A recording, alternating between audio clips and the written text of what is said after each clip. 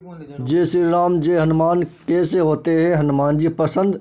आज हमारे साथ स्टूडियो में आए हमारे चहीते पंडित जी मुकेश जी, और इनसे हम आज बात करेंगे हनुमान जी के बारे में। तो बहुत से लोगों का यह प्रश्न है कि गुरुजी बताइए कि हनुमान जी महाराज की पूजा कैसे करें।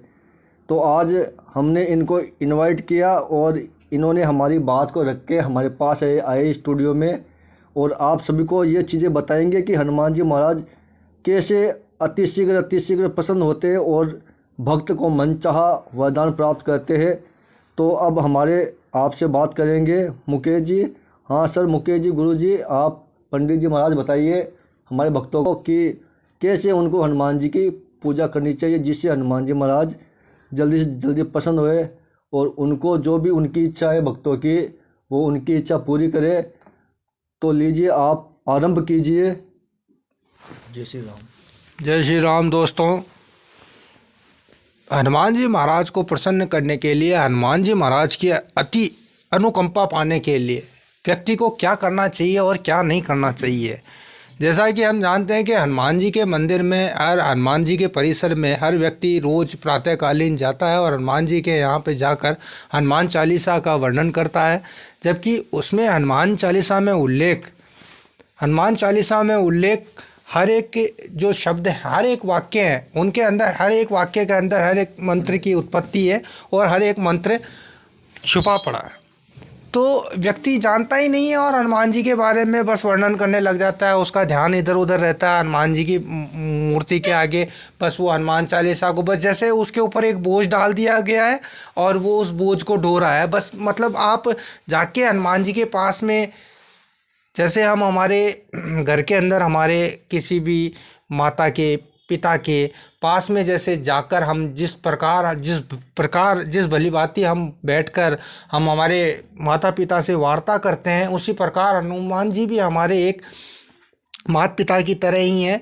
तो हम अगर उन्हें हमारे मन के कष्ट, हमारे दिल के हृदय के अंदर जो चल रहे हैं कष्ट हैं, उन्हें अगर हम व्यतीत करेंगे तो हनुमान जी महाराज कष्ट निवारण करते हैं और हर संकटों से हनुमान जी महाराज हमें बाहर निकालते हैं। संकट ते हनुमान छुड़ाए, मन क्रम वचन ध्यान जो लाए, जो कि ये मंत्र आपने हनुमान चालीसा में सुना होगा। और जो हनुमान जी को प्रसन्न करना है और हनुमान जी की अति अनुकंपा प्राप्त करनी है, तो इसके लिए कोई विशेषकर कोई दिन नहीं है। वैसे कि हनुमान जी का विशेष दिन तो मंगलवार होता है, मंगलवार और शनिवार होता है, लेकिन ऐसा कोई विशेष दिन नहीं है, निर्धारित नहीं किया गया है कि हनुमान जी ने ये निर्धारित किया है कि साहब मुझे आप मंगलवार को पूजोगे तो ही मैं आपके लिए प्रसन्न रहूँगा। हनुमान जी के हृदय में और पूरे रोम रोम में सिर्फ श्री राम प्रभु बसे हुए हैं। और अगर हनुमान जी को हमें प्रसन्न करना है और हनुमान जी की हमें अनुकंपा प्राप्त करनी है, तो हनुमान जी को प्रसन्न करने से पहले प्रभु श्री राम को प्रसन्न करना होगा। अब आइए हम आपको आगे बताते हैं कि हनुमान जी को प्रसन्न करने के लिए आपको, जैसे कि हमने बताया कि श्री राम प्रभु को हमको प्रसन्न करना होगा श्री राम प्रभु की आज्ञा लेने के पश्चात। क्योंकि देखिए, हनुमान जी जो महाराज हैं वो रात्रिकालीन, हनुमान जी जो श्री राम प्रभु की सेवा करते रहते हैं, चरण दबाते रहते हैं और हनुमान जी महाराज श्री राम प्रभु की सेवा करते रहते हैं। सेवा कार्य से निवृत्त होकर वो अत्यंत रात्रि में वहाँ से फ्री होते हैं। उसके पश्चात वहाँ से जब वो सेवा निवृत्त होकर जब सुबह उठते हैं, तो हनुमान जी की पूजा का जो समय होता है वो 12 बजे के पश्चात होता है। क्योंकि हनुमान जी महाराज जब रात्रि में प्रभु की सेवा में लगे रहते हैं, तो वो हनुमान जी महाराज उसके पश्चात थोड़े लेट उठते हैं, विलम्ब से उठते हैं। तो अब आज हम हनुमान जी महाराज का अगर वर्णन सुने, तो आज हनुमान जी महाराज हमें रामायण काल में भी मिले, तो वो हमें कृष्ण काल में भी मिले। तो हनुमान जी महाराज को श्री राम प्रभु का आशीर्वाद है, उन्हें एक चिरंजीवी का वरदान है कि वो जो श्री हरि विष्णु का जो एक अवतार होगा, कलिंगी अवतार, उसमें भी हनुमान जी साक्षात्कार होंगे प्रभु के उस दृश्य के। और हम आपको बताते हैं हनुमान जी को रिझाने के लिए, आपको हनुमान जी को प्रसन्न करने के लिए श्री राम प्रभु को प्रसन्न करना जरूरी होगा।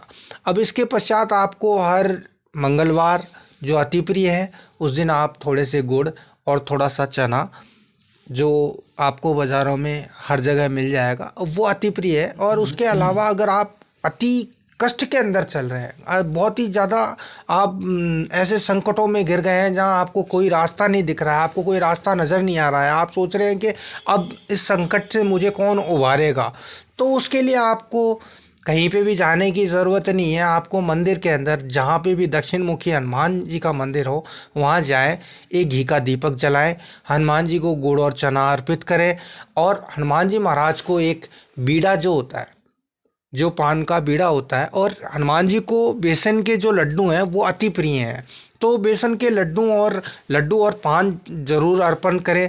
हो सके अगर मंगलवार को, क्योंकि वानराधीशम, क्योंकि जो वानरों के जो मुख्य थे वो थे हनुमान जी महाराज, तो जो भी सेना थी हनुमान जी महाराज की, जो भी सेना थी वीर लांगूर, तो वो उनके सारे मतलब उनके पीछे पीछे हैं, तो उनको भी प्रसन्न करना होगा।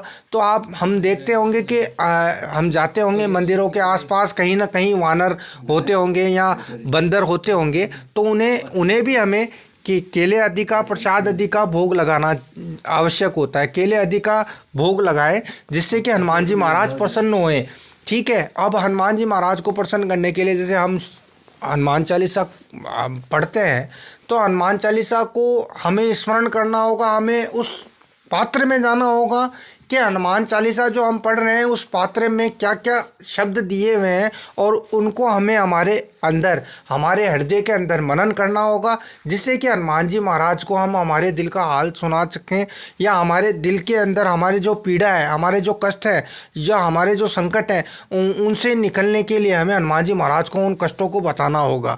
अब इसके पश्चात हमें हनुमान जी की जब स्तुति करते हैं, तब हम पहला दोहा बोलते हैं, श्री गुरु चरण सरोज रज निज मन मुकुर सुधार, बरनौ रघुबर विमल जसु जो दायक फल चार।